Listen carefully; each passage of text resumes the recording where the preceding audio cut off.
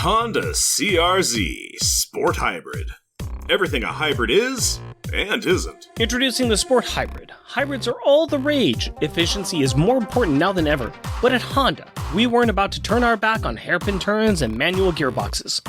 So we designed a hybrid that defies logic and embraces the pure driving experience most hybrids ignore. The result is certainly a hybrid, but also something else altogether. For more, visit cr-z.honda.com. EX model shown with accessory wheels. 2011 American Honda Motor Company Incorporated.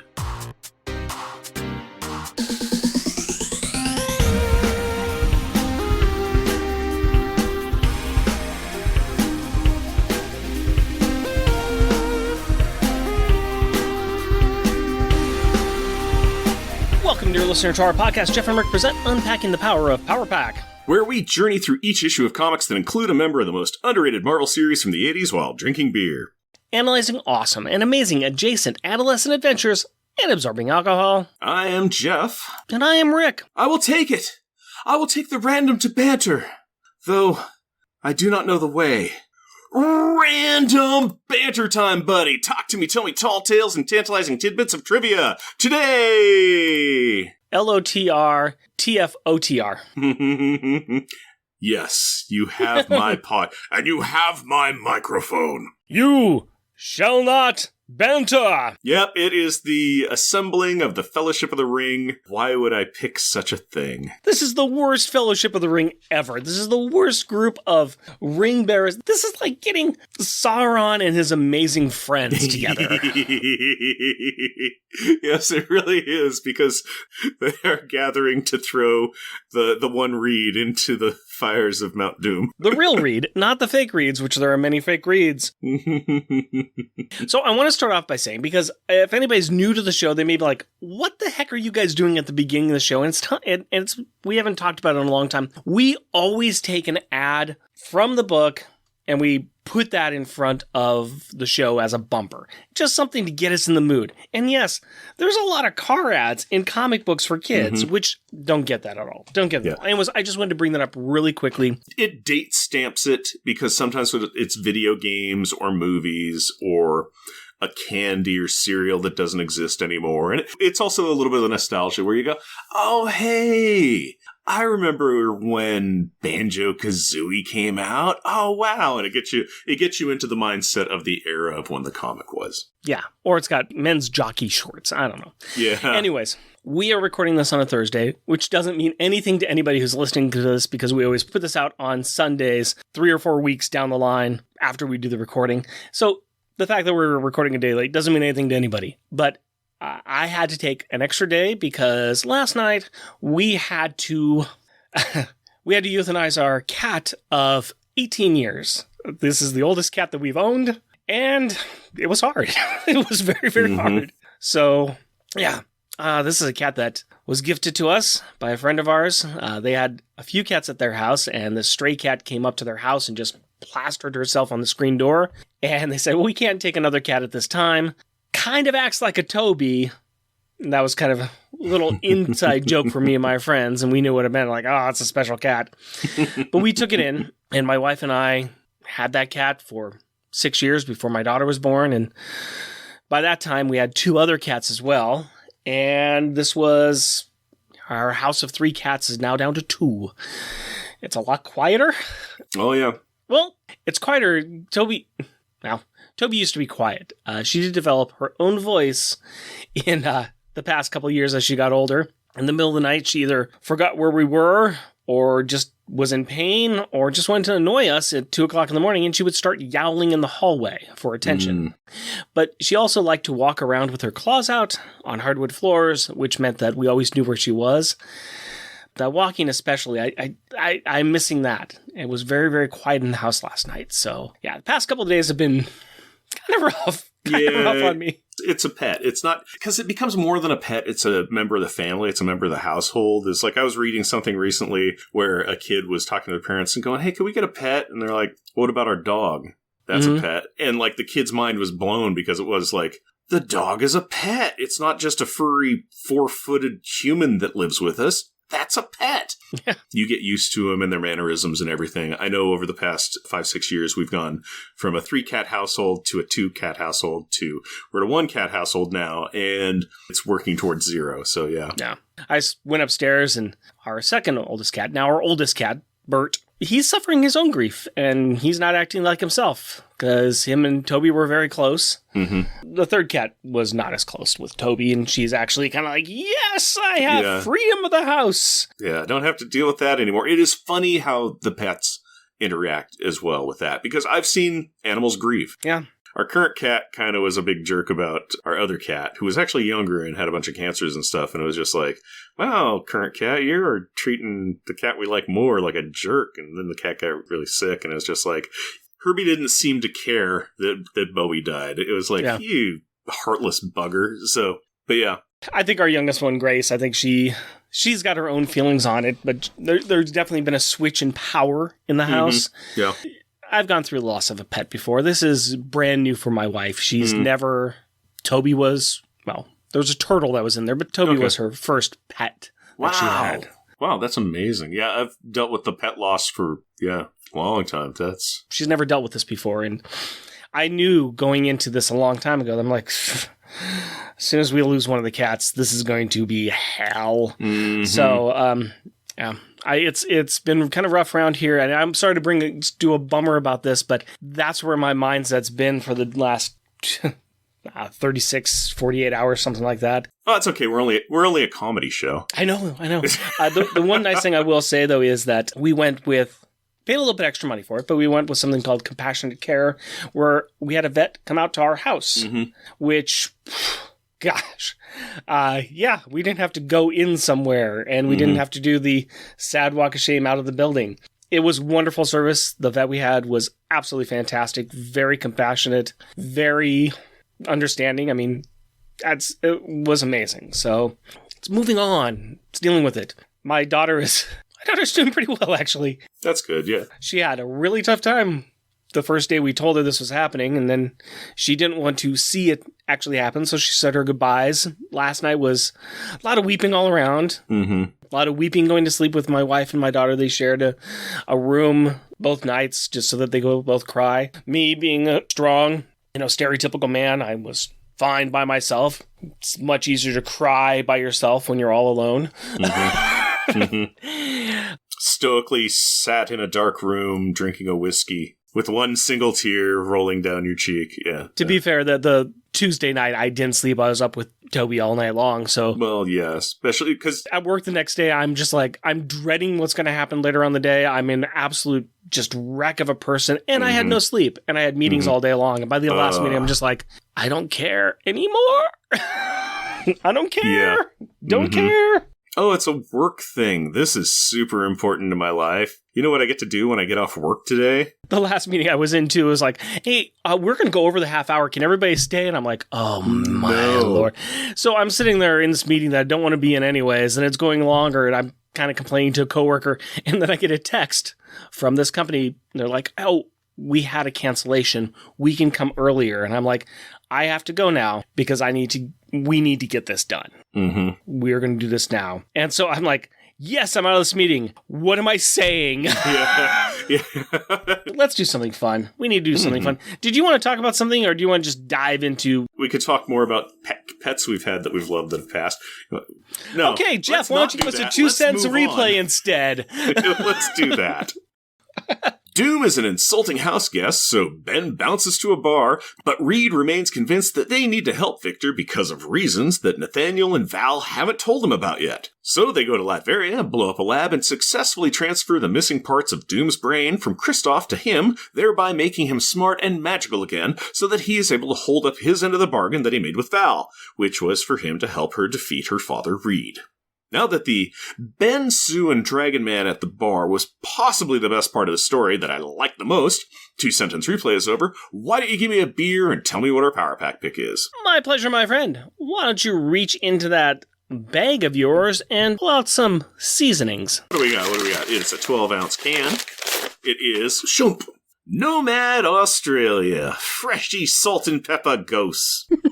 Made with seawater. I don't know if that's a selling point or not. So, this is a giant squid, which I've seen one of those in real life in the New Zealand Museum, which was pretty great. Yeah, this is great. This is silver black label. This is a very cool looking squid with nice golden brown amber eyes wrapping its tentacles, arms, which ones they have, around a surfboard. A amber gold colored surfboard. And that's a beautiful can. But why, oh why, would I choose something called salt and pepper? Because this group is pushing it real good.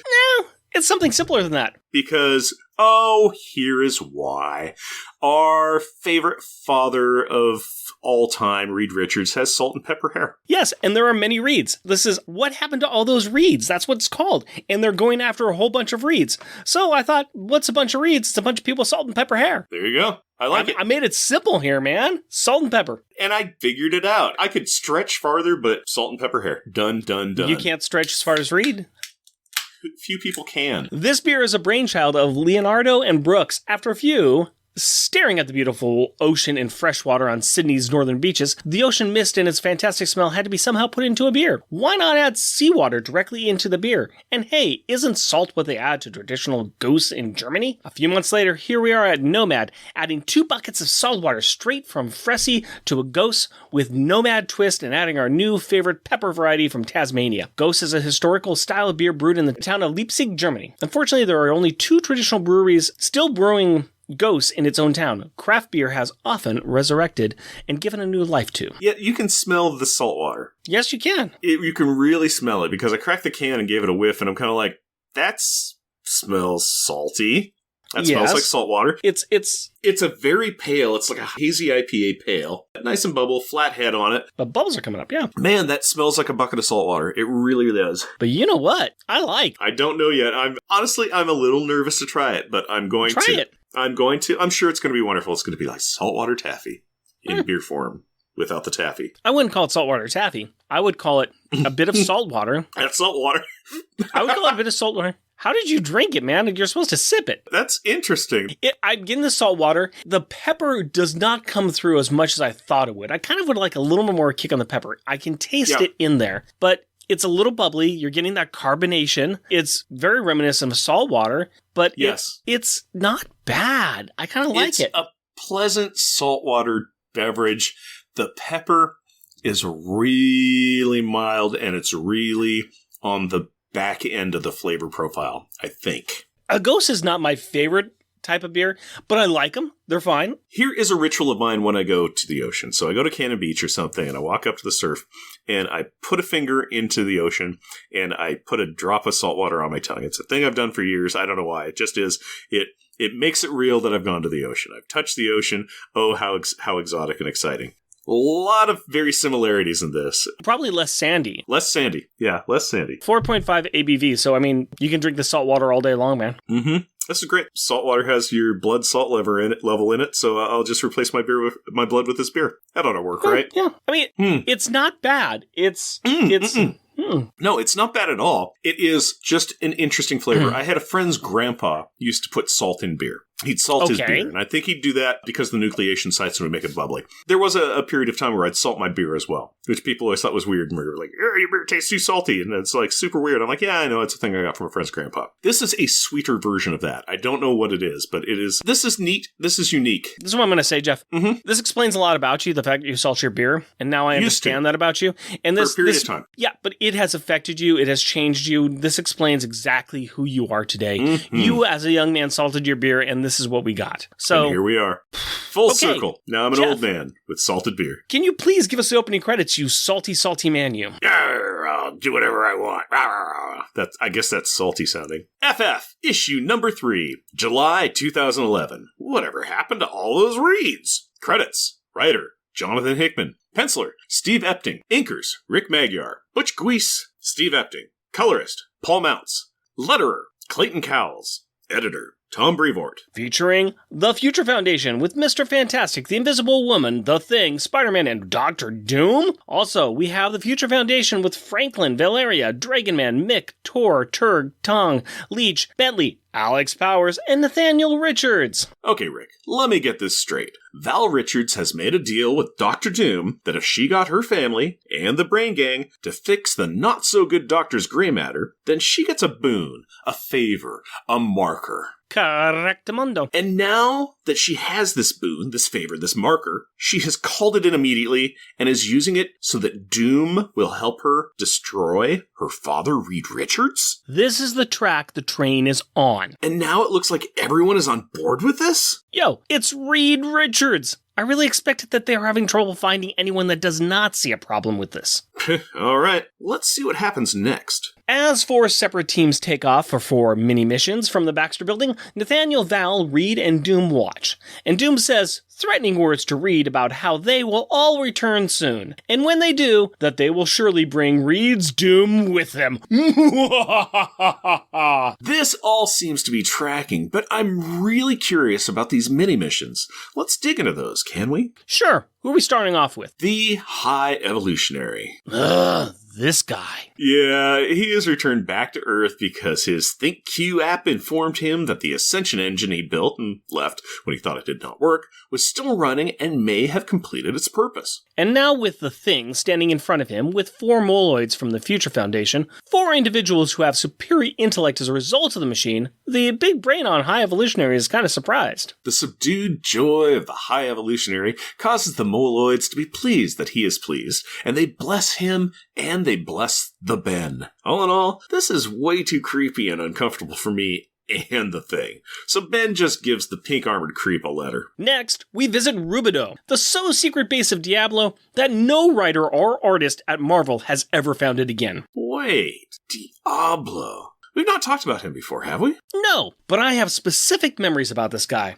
Esteban Carrazan Diablo, a 9th century nobleman. He pursued immortality because, well, it was the 9th century and there was nothing on TV. He has a large, thin mustache, and he was bored. Dude made a deal with Mephisto for his soul, got an elixir, and started to do evil stuff throughout time. He came across the FF in the 1960s, and he's been an annoyance ever since then. So he's into alchemy and potions. And mustache twirling. Okay. Well, he also seems to know Baby, which he calls Dragon Man, since he is informal with the android as he and Alex Power delivered the letter to Diablo. Yeah, it was Diablo that used powers to somehow grant artificial life to the big guy. Of course, it was so he could use the giant dragon to attack the Fantastic Four. I mean, he's not stupid. Hey, everybody needs a hobby. That happens to be his. We should point out that while Baby and Diablo are catching up, Alex is shooing away little red demons that seem to be hanging out with Diablo. Nice. Thanks for being in this panel, Alex. You are doing your family proud by being a deputized Pony Express writer. Next up, Lower Amduat, where the Mad Thinker is doing some thinking. Madly. Him and one of his awesome androids raid a visit from Spider-Man, Franklin, and Leech. Now, to be fair, Spidey is dealing with Mr. Wackadoodle while the kids are using the android as a climbing gym. The Thinker is trying to figure out the hows and whys of this letter, and if it is a trap, and if he should go, and what it would mean, and that he should stay home, and would have stayed home if that arachnid fellow hadn't just baited him into going by mocking his lapsed personal habits, which had become backseat to all the thinking he has been doing. And oh, no, he forgot to wear underwear again, and his mother's birthday just passed. Let's just move on from Cuckoo for Cocoa Puffs, as he has also accepted the letter. And let's check out the secret AIM base, where the wizard and his 2 The AIM flunkies are chatting about the security of the island. My guess is that their security on the island is bad. Why would you say that? Well, first of all, Steve Epting managed to draw it in fantastic detail, and second, Sue Richards and Bentley turn visible in the room where the discussion is taking place about how great their security is. Good points. It appears that the FF have known where he was the whole time, but they have just left him alone because, meh, he's the wizard. What's he gonna do? Float menacingly at them? What is fun is the interaction between the wizard and the 23. Bentley tells his dorky doofus deadbeat dad that his name is not 23. His name is Bentley. He earned it. And then Sue turns the conversation to the matter at hand. The letter. And we finally get to see it. Your presence is requested at the symposium on Conquering the Malt Fantastics, How to Finally Defeat Reed Richards, hosted by Victor Von Doom, to be held at the Baxter Building 2 days hence. Q&A to follow the main presentation, BYOB. 2 days later. It is time for the round table at the round table. Val and Nathaniel are joined by the High Evolutionary, the Mad Thinker, the 2 AIM dudes, the Wizard, and Diablo. Doom is welcoming everyone with Reed at his side. Well, good golly, Miss Molly. Reed does drop a warning, though. This is serious, and Val, his toddler daughter, says it is necessary. But, and it is a big but, Tee-hee! Grow up. The Avengers are on standby and will crush this group if anything gets out of hand. Now that the legal liability statement has been read, let us get down to the brass thermonuclear tax of the sitch.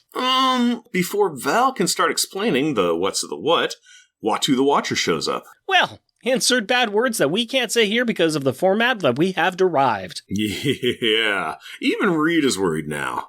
What has Val done? Let us tell you a story. A while back, when Reed was messing with that interdimensional gate and meeting the council of other Reeds, Val decided to open the gate up and check it out. This was just after an incursion came and wrecked the dimension the Reeds were in, and they were looking for a way to save themselves. Do you see where this is going? I do, and that's that Val led the dimensional dads through the gate to the old 616 just as the Celestials showed up in the other dimension. So now she has a flock of alt-dimension Reeds.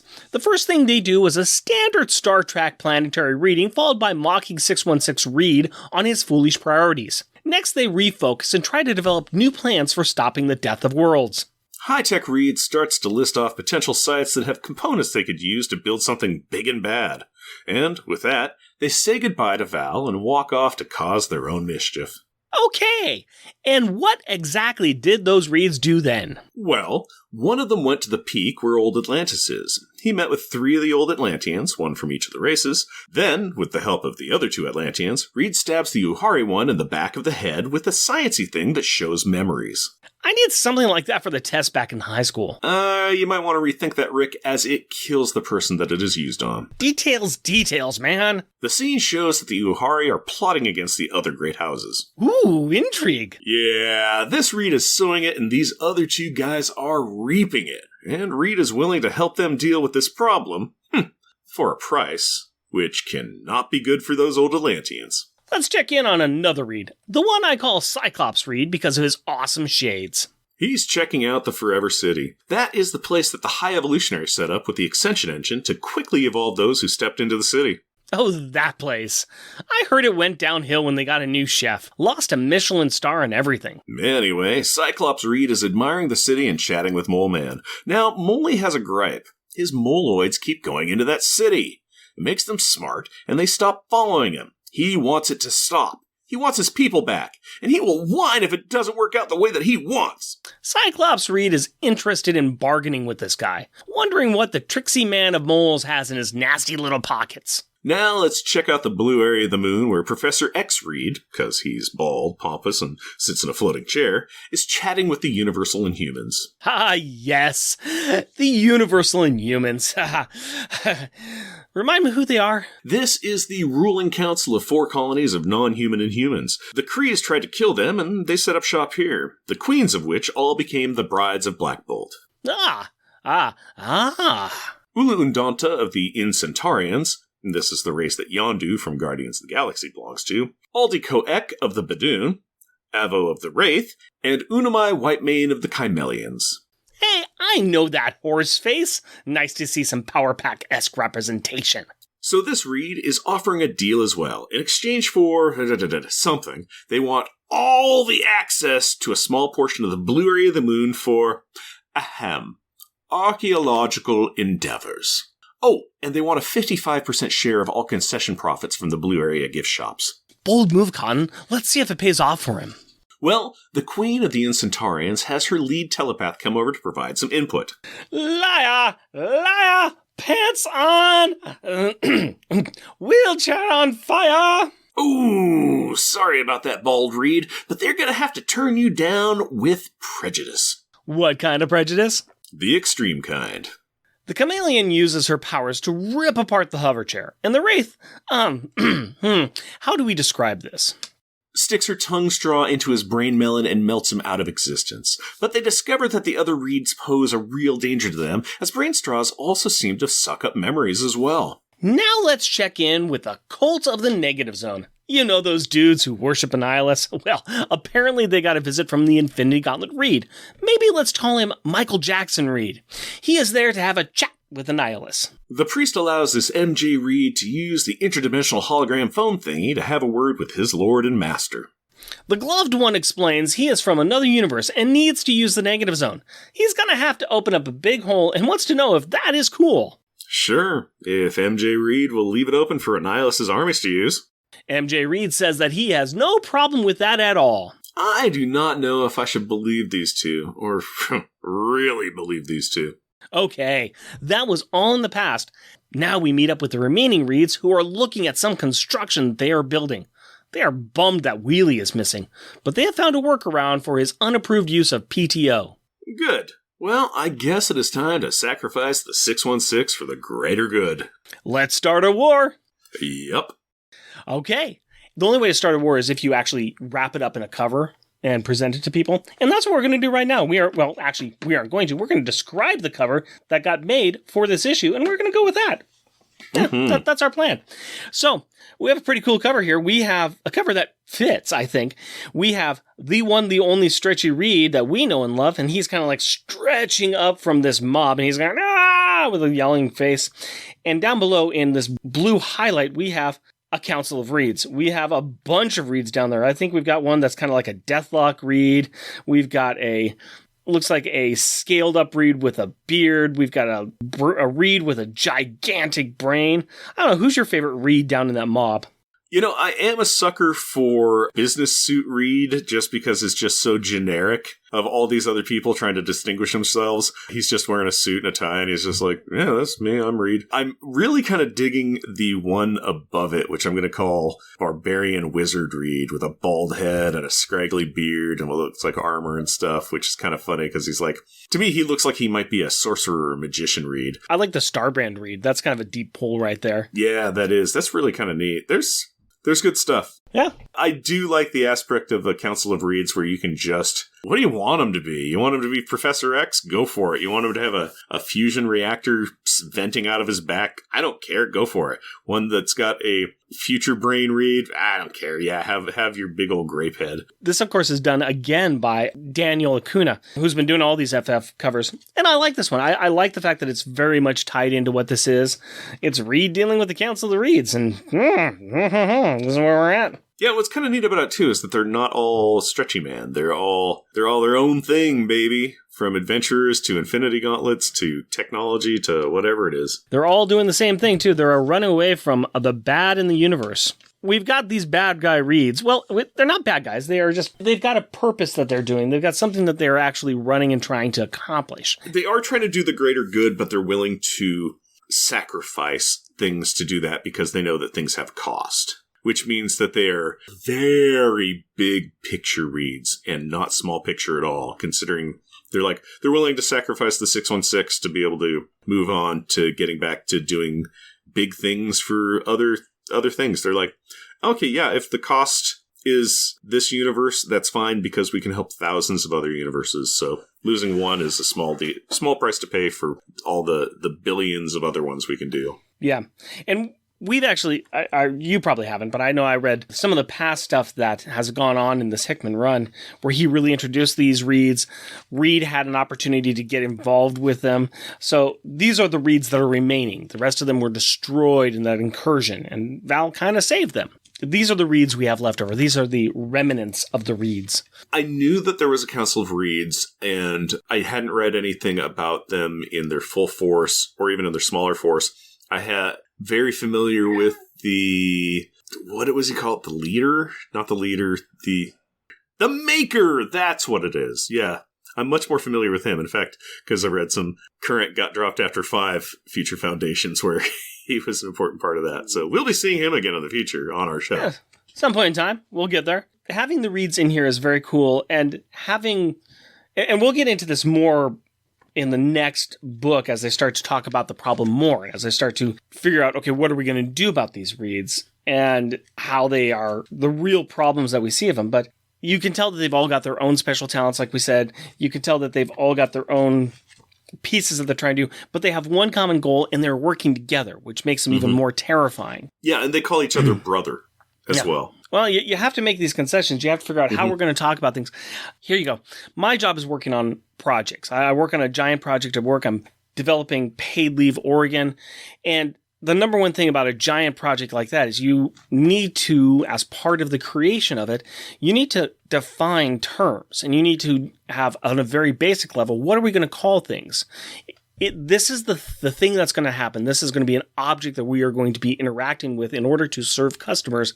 We need to call it something. We need to name it something. We've got a bunch of reads here. How are we going to refer to each other? We are moving past the problem that we are the same entity existing in different realities. Okay, we are moving beyond that. What are we calling ourselves? And developing that common language so that they can work more efficiently. And that's what they do. This is what Reed does.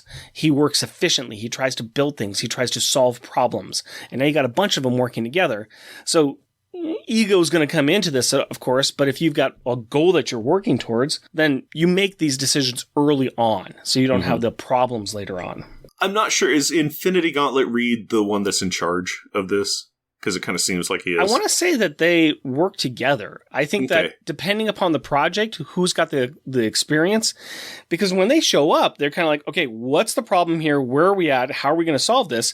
And they come up with a solution together, and they're very collaborative in their thinking. As a project comes up, okay, who is the most knowledgeable about this? They're the person in charge of doing this. Mm-hmm. Just because I know in the comic they came through the portal, and Infinity Gauntlet Reed was all like, okay, give me information. Give me something to work with. And then people start like, oh, there's this, and this is over here. And he's like, oh, okay. So that's his gift right there. He's able to just like, okay, we're in crisis mode. I'm going to be the one taking care of the crisis issue. Speaking of crisis, on the other side, we are developing the villains. You are Reed Richards. You've got a problem. Doom's here to help you out. You are developing your own Fellowship of Evil. Yeah. This is the group you got together. Is this the best or weirdest? Weird group. It's not a bad group, but it's weird. And it's interesting that you would go for villains instead of heroes. But also I could understand that heroes may not be willing to go to the extremes or see the things that an evil group of Reeds would be willing to do. So you need people a little bit more twisted who might be not so much outthink them, but side-think them. I'm guessing that you've not read the next issue yet. Not yet, no. That's good, because I have, and I am very impressed with how you're thinking about it, because that's what he's doing here. He's getting these Reeds together he's getting these villains together to think about how to defeat him. Mm-hmm. He doesn't need heroes who know how to be friends with him. He needs people who are going to make those choices. And so this is the group he's got together. And who are actively not trying to, like, redeem or anything. They're just like, literally, hey, how can we defeat him? How can we crush him? How could we enact our revenge on these proxies for this man who we do not like? Yeah. Mm-hmm. We've got people that we know. We've talked a little bit about Mad Thinker. I know that when we covered New Warriors, we talked about Mad Thinker a little bit. He was kind of instrumental in putting together I think we talked about him. But yeah, we talked about him in New Warriors. We've talked about him in one of Bogdanov's last runs. That's true. Because he made the dinosaurs, and it was a simulacrum of the Mad Thinker. Oh, well, yeah. And then we have already touched on AIM and the Wizard. He popped up earlier on. We've also talked a little bit about the High Evolutionary and how much I hate him. I find him boring. Diablo is the one who is kind of the new one for here. Going back in time to my first comic books I grabbed, the first 2 comic books that I bought, my mom gave me some money.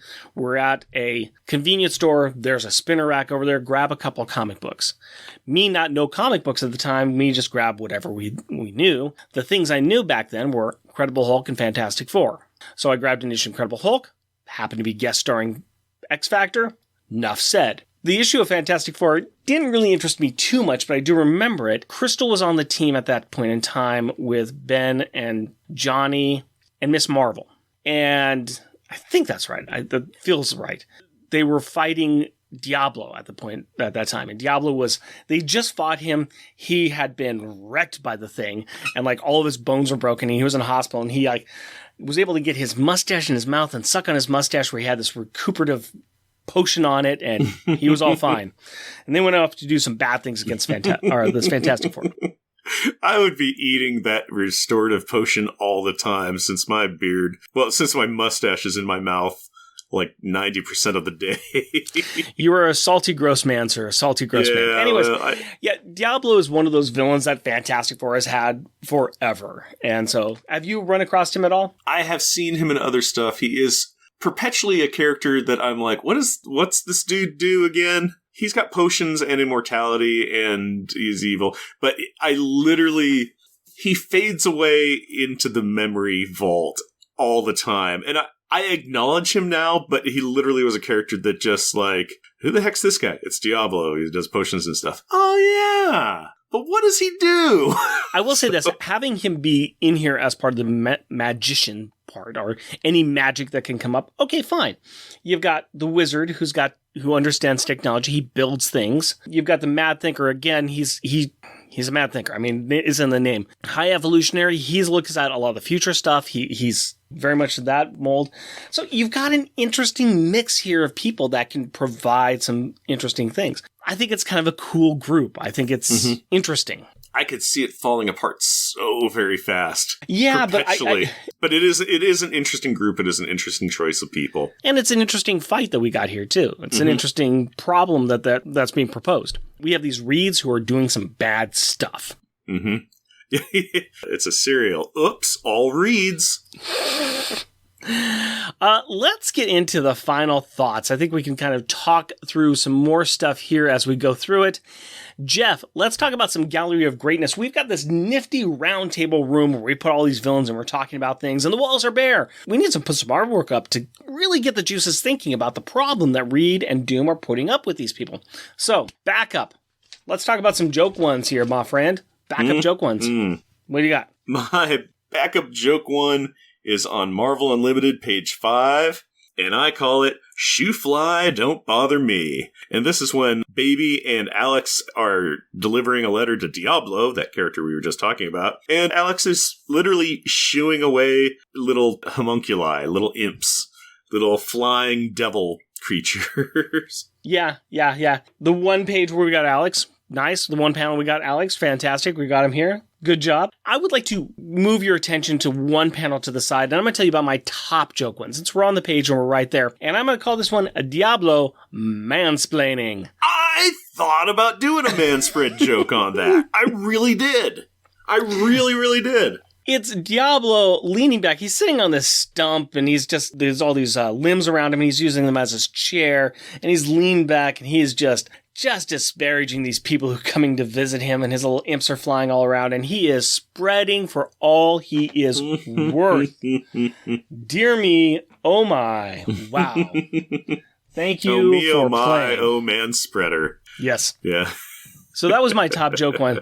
What do you have as your top joke one? I'll get to my backup one in a little bit here. Okay, mine is on the next page for me, which is page 6, and I call it Awesome Jungle Gym. And this is Leech and Franklin using an awesome android as a jungle gym, just climbing around on it while it just stands there blankly. It just made me laugh because I've had a lot of kids use me as a jungle gym, and I love when they do this in Marvel. I've always loved it when, like, Katie just uses the Thing as a jungle gym. It's like they find the biggest person they can find, and it's just like, we're kid characters, we're climbing on you. And it just does. We now know the reason why they do that to you, though. You are a salt lick, and so they are climbing all over you and licking you like deer lick a salt lick. That would explain a lot, yes. Yeah. The restraining orders, for starters. And seconds, and thirders.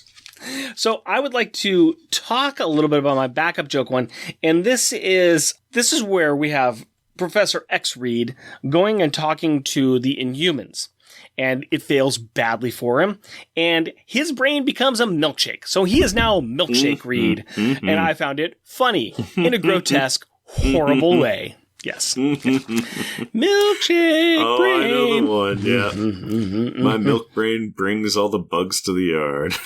All right. Tell me about some good art that you found in this book. What do you have for your backup? My backup is on page 21, and I call it Windscreen Bug. And this is after Infinity Gauntlet Reed has gone to the Cult of Zero to go, hey, yeah, I know who you are, and I'm not the person you think I am. I want to talk to your boss. And so they get on the holophone, and hey, who's he going to talk to? It's Annihilus. And it's just great because there's a giant green projection of Annihilus's head and torso talking to Reed, and he's all, speak, Richards. But I'm like, yeah, that looks cool. That's a good Annihilus. That's really nice. So I like it. Nice.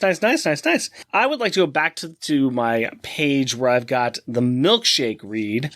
And at the bottom panel, and it's actually 2 pages before yours, but the bottom panel, I've got the queens, and it's the 4 queens looking down at the remains of Professor X Reed. And I think it's pretty cool. They look bad, and they are just ready to not be messed with at all. Don't come here and bring it to the queens. No. I like it. It's a good one. It's a real good one. What do you have as your top one? My top one is on page 10. We matching. And I call it Pretend I'm Not Here. I call it Huzzah! This is the 4/5 splash page of when Val starts to tell the Fellowship of the Reeds, or the Fellowship of the Anti-Reeds, about to tell them about the story of like why they wanted all the villains to get together. And then Watu pops up, and Watu's just visible in the background of the room, and everybody's looking at him like, that's Watu. No. Oh, this cannot be good. And that kind of stops the conversation flat. Yeah. We know. If you know, you know. Let's talk about rubber and glue moments. What was the best or most childish insult in this book? Jeff, have you decided to come home, little prodigal? Oh, that's a nice one. I didn't pull that, but that's a good one. That was the wizard talking to the Bentley about, why are you here? You here to come home? You here to be part of my brood again? Bentley's like, nope, don't think so. So yeah, I like that one. I just like the little prodigal, just a little dig by the wizard. What do you got, my friend? Mine is when Spider-Man is talking to the Mad Thinker, and the Mad Thinker's, that's my top one.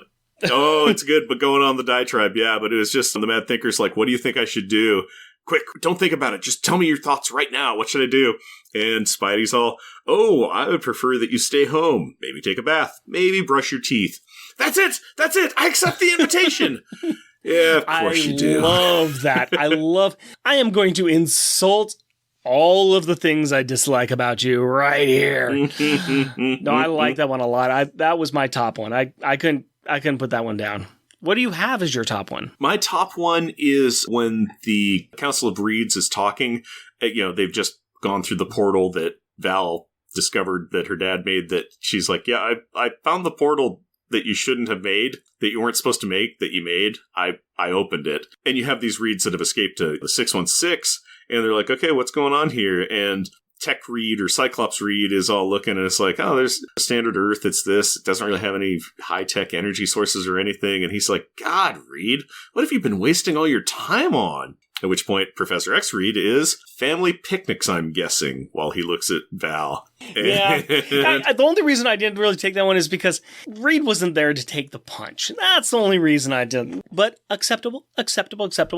Speaking of Reeds, which is a word we have said a lot in this issue, Parent of the Year Award, the Reed Richards Award for Good Parenting. I am going to just hand that right over to Reed himself, because you know what is good parenting? Not what Reed did in this issue.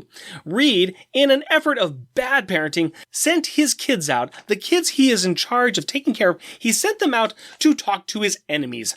Nice. Interesting. Okay, that's a good choice. I'm all for that. I'm like, no, that's not good parenting, okay? Okay. What do you got? I am going, because I know on this one we can go either actual good parenting or actual bad parenting, and we're going to both pick bad parenting this time. My bad parenting award is going to Mole Man. I'm going to complain to this murderous stranger to do stuff for me because my kids, my charges, the people that are dumb, that are under me, that serve me, are going into that city, going into that high, fancy, finangled university school, that public school system, and learning stuff and getting smart and leaving me. I don't want that. I want them dumb and compliant. He's the ruler. Standard thing of the royalty is the parents and the people are their children, and you take care of them. And he doesn't want any growth in his children. He doesn't want these Molides learning or leaving or doing anything he doesn't approve of. He just wants to rule them. And I thought that, I'm like, that is terrible parenting, Mole Man. I would say that is some bad parenting. All right.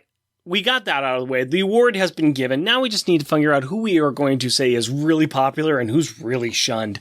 So, which character has the best and who is the worst in this issue? Who is the worst for you, my friend? Bal. Samies. Is it because if something you've done means that Watu's showing up? Yeah, you done messed up, kid.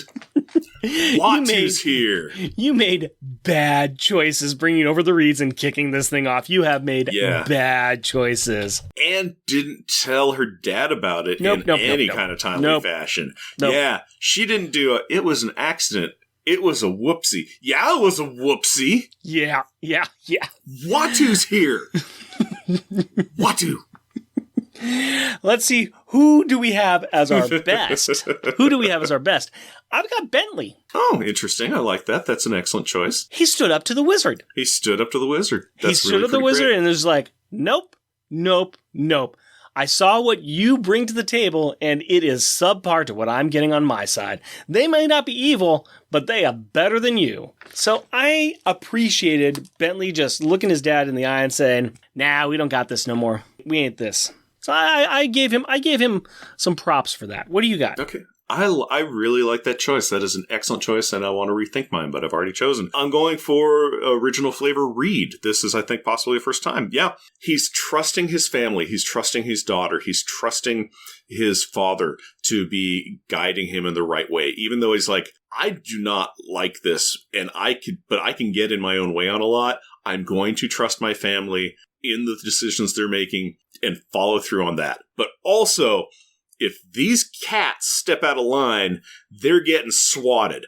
I'm letting them know. It's like, yeah, hi, we're having a little symposium. This is nothing but a thought experiment. If I think it's 1 inch out of thought experiment, I am calling the Avengers. It's like, there are teams that that are on standby, waiting for me to go, please come over. I need an adult. So I liked him for that. I like that. I can go with that one completely too. He did a good job this time. He did a good job. All right, let's go ahead and rank this bad boy. Top grades. We need to put this up against the other issues with a member of Power Pack in them. Starting off, of course, with Month of Mourning from Fantastic Four 588, Memorial and Funeral for Johnny Storm, Spot number 11, Loners, number 4. Julie Becomes an Actress for a Hot Second. Number 19, Runaways, number 4. This is where the kids try to figure out who's Vic's daddy is. Spot number 27, Amazing Spider-Man 660, The Fight with the Pirates, and Sinister 6, Ocean 11ing all over the place. And we still have the bottom, Loners, number 3, What Lies Beneath. It's a good one. I like this one. FF number 1 is on spot 16. FF number 2 is at spot number 29. Big little break between those ones. I like this better than Doom Nation. We're moving the plot along. There's a lot moving parts in here. There's a lot to think about. There's a lot to chew on. The art is fantastic in it. I really enjoyed this one. This is a really good issue. I do like this quite a little bit. I'm kind of having a hard time figuring out where it's going to go. Congratulations, Mr. Grimm. You're handsome again. Spot number 8. Mm-hmm. That one's pretty good. That's Fantastic Four 584. Good. That's a good one. Do we like this more or less than that one? I think I like this better than Johnny Going Solo in Loners number 2. Ooh, boy. Oh. Looking at Kings of Atlantis, where Namor commits regicide, Reed carpools with Galactus. There's a lot of going on in that one. I think that is more about where it's at. I think it's above or below that one. I could see that. That's on spot number 6. Let me recall that one. I kind of think that Kings of Atlantis has a little bit more going on with this. I feel like I enjoyed this one a little bit more, but I think Kings of Atlantis had more going on with it, so I think that Kings of Atlantis is a better issue. Okay, we'll make this one the new number 7 then. All right. That brings us to a beer. We are drinking Nomad Freshie Salt and Pepper Ghost. Drinking some seawater and talking about some reeds. Drinking some salt. It is salty. I have a little tear in a lip. I'm like, I drink it. I'm like, ooh, that stings a little bit. There's some salt in here. I'm feeling a little thirsty for drinking it. It's kind of funny. The flavor has not changed. It is exactly the beer that it was when we started. It is interesting. I like it. I do not love it. Okay. I do not think I would sit, because I can drink beer by, just like, I have a how many pack? Crack it open, drink it. Crack it open, drink it. Crack it open, drink it. I think I would want to be done with one on this one. Okay. Just with the salt and stuff. I'm going to give it a 3.5. Yeah, I think I'm the same way. I think I like it more than you, but I think I'm still in that area of 3.5 here. It's enjoyable. It's interesting. I don't mind that I drank it. I think it's just... Oh, yeah. Yeah. I don't feel bad for drinking it. I don't fault it or anything. I'm not like, well, this is I'm glad that's gone forever. It is interesting. I would introduce this to people. I don't think I would drink it in bulk. But a thing that I would like to consume in bulk is kids' perspective. And that's where Rick talks to his 12-year-old daughter, Carrie, about the issue that we just covered. So, Rick and Carrie, take it away. Hello, Carrie. Hello, Day. So, we are back to talk about another FF issue, correct? Yep. And what's going on in this issue? They're kind of preparing for Reed to be defeated. It's like a whole thing. Who are they trying to defeat? Reed. Are they trying to defeat Reed or Reeds? I guess Reed. Who are the Reeds that they're trying to defeat? The other multiverse ones, I guess. Yeah. And who are they going to defeat them with? Bunch of other villains. Which villain do you like the most? I really don't know.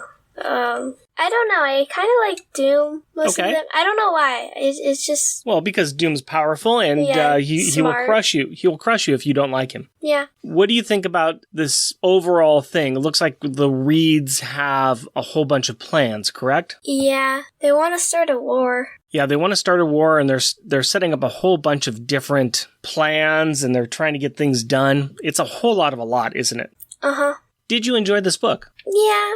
I mean... It was mostly just them handing out a bunch of invitation letters to the villains, but... And finding out a little bit about what's going on, right? Mm-hmm. Also, Whitey was in here. It's not Whitey. It's actually another chameleon. Oh. Yeah, it's another chameleon. It's a queen who is kind of a chameleon in human. That's a whole deep, dark thing that I'm not going to explain right now, but it's a lot. Okay. It is a chameleon, and they are a white mane. So there is a little bit of Power Pack connection there, too. Nice catch. Mm-hmm. And you saw where Alex was in this, right? Yeah, like one panel. What was Alex's mission? Who did he have to go see? I had to go see the guy who made Dragon Man? Yeah. His name is Diablo. Diablo? Diablo. Diablo. Yeah. He's really old, and he does alchemy. Okay. Do you have any questions about this book? Not really. I don't think. Is there any panels or pages that you really thought were really cool? No. Are you still enjoying reading these books? Yeah. Okay. Well, I'm asking your opinion on them, and I just want to see if you, as a kid, will enjoy reading them. So, just making sure. Mm-hmm. All right. If you don't have any other questions, if you don't have any other things you want to talk about, then I will let you go. Thank you very much for your time, Carrie. Bye. Love you. I love you. Carrie, who else would I want on my super team of people to defeat somebody? I'm thinking the Hamburglar. Shout-out time! We like to thank those wonderful listeners who take the time to write or leave us a review or just give us a like on the good old Twitter or Facebook or whatever. This is for episode 128, where we cover The Amazing Spider-Man 660 Fantastic Voyage Part 2. Charles Gears. Hoover Jeremiah and his podcast 4 Million Years Later. Limax 7. Mal. Max Traver and his podcast The Weird Warriors. Tim Price, the Podcrasher, and his podcast The Outcasters. Waffles and his show Waffles and Mates Talk About Things. And he says, a truly fantastic episode. And Dr. Octopus isn't just paying me to say that. This isn't a ruse to break into your studio and steal stuff. Keep up the great work. We also like to thank those fantastic people that give us $1 or $2 on Patreon. If you would like to join that and give us a little bit of money to help us do our show, we would appreciate it. We've also got over 50 episodes that you can listen to of additional comics that we have covered. And you can also be like people like adorably astonishing and amazing Andrew Burns, cheerfully cheeky and charming Char Logan, challenging cheesy and chuckling Charles Gears, destructive and devastatingly delightful Damian Witter, dynamically dangerous and devious Doug Jones, intelligent, interesting, and innovative Isaac Perry, jesting, joking, and jovial Jeff Polier. And I would also like to say a thank you to Jeff Polier for giving us, on his birthday, each of us now has a set of our own HeroClix figures of the Power Pack. All 6 of the Power Pack related HeroClix figures. It's really cool. Thank you very much, Jeff Polier. Yeah, that was super cool. Rick dropped those by, and I was like, ooh, neat. I never thought I'd see those in real life, and that is amazing and super cool. And I've been playing made-up games with them with my daughter. She's been like, oh, I like these, and let's play a game. And then she makes up rules where she wins, because that's how kids work. But moving back on to our amazing patrons, Just Jealous and Jewel Jeremy Daw. Muscly Mighty and Meticulous Matthew Birdsey. Mythical and Magnificent Monologuing Matthew Laserwitz. Steely, Salty, and Steamy Sailor Bear Zodar. Sad and Sickeningly Silly Shag Matthews. Tyrannically Terrifying and Tame Tim Price. Way wordy and wobbly Waffles. Weird and Wonderfully Wacky Wind. Next issue, we are going to cover FF Volume 1, Number 4, The Beating of Drums. Be sure to check out the other show that I sometimes do, monthly Monday Movie Muckabout, on the Longbacks Crusade Podcast Network. And we have some merchandise available on Redbubble. Go to redbubble.com and search for Unpacking the Power of Power Pack. Jeff and Rick Present is a bi-weekly self-produced podcast recorded in front of a live studio audience of a lot of sugar ants. In Portland, Oregon. If you would like to interact with us through the magic of the internet, you can do so through Twitter at Jeff and Rick Present, our Facebook page, Jeff and Rick Present, our email address, jeffandrickpresent, all one word, @gmail.com, or at our website, jeffandrickpresent.wordpress.com. Also, we have a YouTube channel at Jeff and Rick Present. And if you would like to help support our show, we are on Patreon. You can find us at patreon.com, Jeff and Rick Present, all one word. We are also a proud supporter of the Hero Initiative, and we'll be donating 10% of our Patreon donations to this great cause. We encourage everyone to give what they can to this worthwhile organization that helps the creators who provide us with such great content. Go to heroinitiative.org to find out more. Please rate and review our show wherever you can. Tell your friends about us or share your love for us on social media. And as always, we want to thank the powerful people in our packs. My wife Cindy and our daughter Carrie. My fiancée Hillary and our daughter Aurora. We love you. Until next time. Costumes off. Our theme music is 80s Action by Kevin MacLeod. Also featured in this episode is Energy 2013 by Sasha End. All music is found at incompetech.com and is licensed under Creative Commons by Attribution 4.0 license. Analyzing awesome and amazing adjacent adolescent adventures. Nope. Pop! No, don't take this serious. It's like, yeah, meeting, I need to leave, because between given the choice of staying at this meeting or killing a loved one, I'm picking killing a loved one. Pretty much. Goodbye till tomorrow. But I was also sitting there at work because I was doing my work from home from my computer, and I had Toby in a little hanging out with you tray. I had her in a tray right next to my desk, and I was just petting her the entire day, and I'm like, mm-hmm. So yeah, you gotta. Let's be funny now. Pop! Let's spin it around. You know, Casey Kasem did a thing once with call-outs. Read the script, you heartless person. Pop! It's a clear day, but there really should be thunder and lightning cracking in the background there, and a horse whinnying, and I don't know, birds falling dead from the sky. Only if Frau Blucher's name is said. Frankenstein! Pop! Okay. Also, damn it, I'm sorry. Yeah, no, I'm doing the same. I think it's the pepper in the beer. No, it's for, working out for an hour. Oh, mine is for not working out for 20 years. Pop! A while back, when Reed was messing with that interdimensional gate,